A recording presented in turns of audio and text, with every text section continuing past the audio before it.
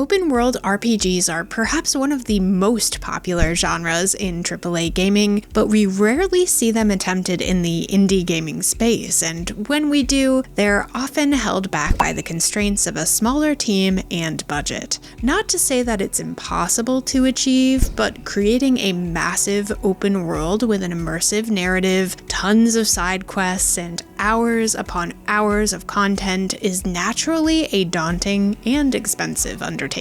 Over the years, there have been a few indies that have tried to bottle the magic of titles like Skyrim and Oblivion to varying degrees of success, and the next contender comes in the form of Tainted Grail, The Fall of Avalon. But is this epic quest crowned king of the indie RPGs, or does it die by the sword?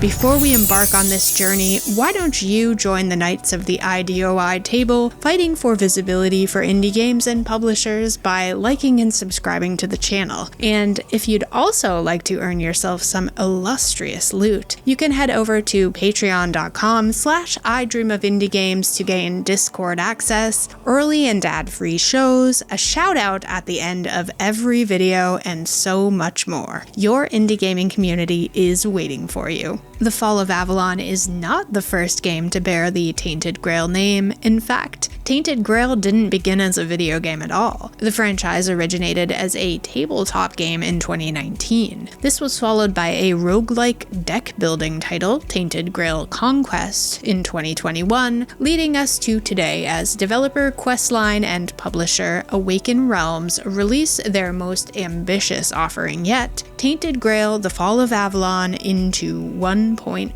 In keeping with the theme and setting of the previous entries in this expanding series, Tainted Grail: The Fall of Avalon takes place in a dark fantasy world loosely based around the legend of King Arthur, 600 years after his reign. Arthur had worked tirelessly to keep the weirdness at bay, but in his absence, this dark force crept back into the realm, seeping into every corner of existence and bringing about the deadly Red Plague to wreak havoc on the people of Avalon. You'll begin your quest by creating a character with some pretty basic presets, including facial features, hairstyles, and tattoos. Before embarking, you'll also choose a difficulty option: Explorer for a lighter challenge, Adventurer for your standard balance of difficulty and story, and Veteran for those who prefer a steeper challenge. There is also a story and survival mode if the aforementioned options are not enough. The difficulty level can be toggled from the options menu at any time during gameplay, so if you find that your intrusive thoughts were lying to you when they told you to go all in, you won't be stuck starting a new save. Personally, I began my run as an adventurer, but ultimately settled into the easier explorer difficulty because, quite frankly, I wanted to see as much as possible of this massive title, and I knew that my pride would get in the way of my progress. There is a noticeably steep step down from adventurer to explorer, which wasn't necessarily a problem for me, but is worth noting for those who might seek more of a middle ground.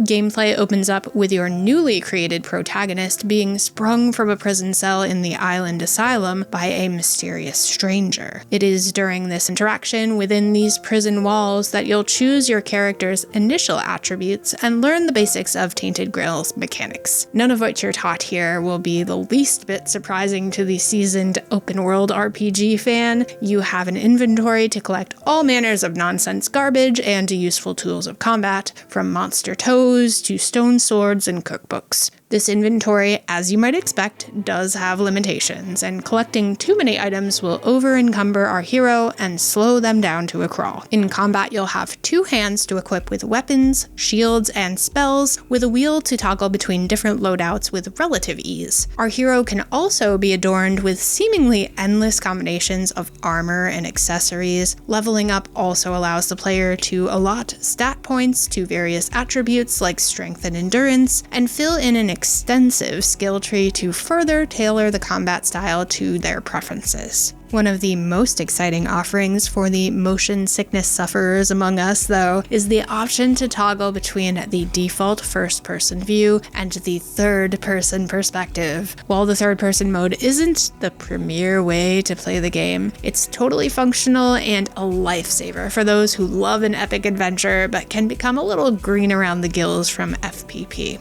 Long story long, Tainted Grail: The Fall of Avalon is a game that you can really make your own to maximize your enjoyment, and there is a lot of enjoyment to be found here. In fact, there is a lot of game in general, from the 3 expansive environments that mercifully do come with a functional map and fast travel system, to a plethora of side quests to complete, NPCs to interact with, bounties to earn, creatures to slay, and items to collect. Avalon is a world to become immersed in for the long haul. As you make your way through the lush horns of the north to the frosty, forlorn swords, you'll meet many unique individuals who will offer you not only quests, but decisions to make that will alter your fate. Will you choose to disclose your meeting with the fabled King Arthur to your new acquaintance, or keep the secret to yourself? Will you fight for an audience with the captain, or earn the knowledge of his whereabouts? Some of Tainted Grail's decisions will leave you questioning your own moral compass and making difficult choices to ultimately shape your journey. And if you think this game is all about talking and fighting, well, it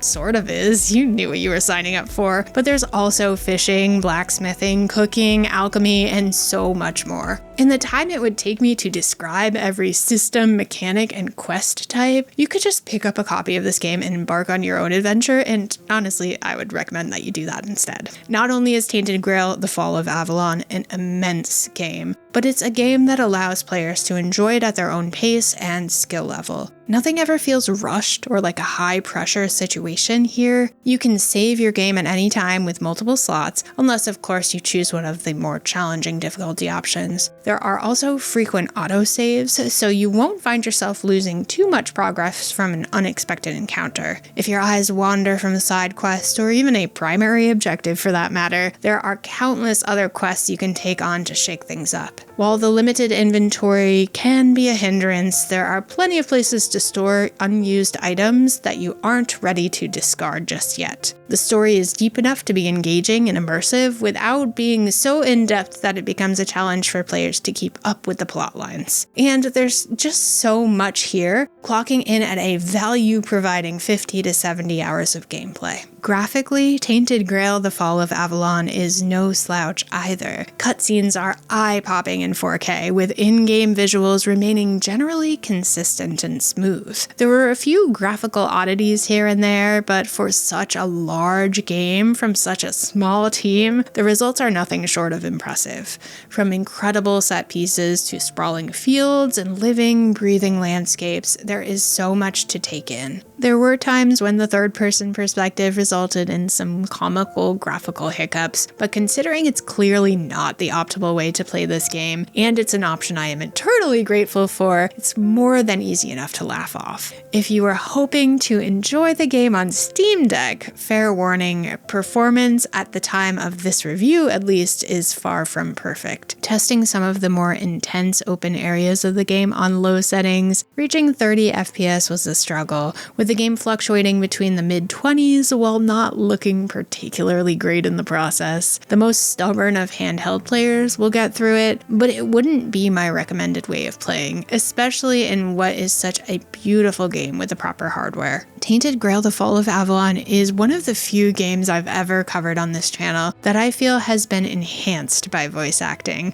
The acting chops on auditory display here are top-notch, from the booming echoes of the once and future King Arthur to the drunken slurs of an inefficient guard. The vocal performances help flesh out this world. Music and sound effects tie everything together neatly, making for a game that feels both cohesive and polished. Tainted Grail: The Fall of Avalon is a worthy addition to your library if you love the massive scope of games like Skyrim and want to settle into a single, immersive experience for a while. It has an interesting story, highly customizable combat, decisions that impact your experience, and a world that is easy to lose yourself in, and for once, I don't mean because of the map. On our rating scale from the dreaded Indie Krampus to the glimmering golden genie lamp of approval, Tainted Grail: The Fall of Avalon shines brightly at the top of the pile with gold fit for a king. This is an open-world RPG that sets the bar high for what an indie game can be. I am awarding it the golden genie lamp of approval, an essential release.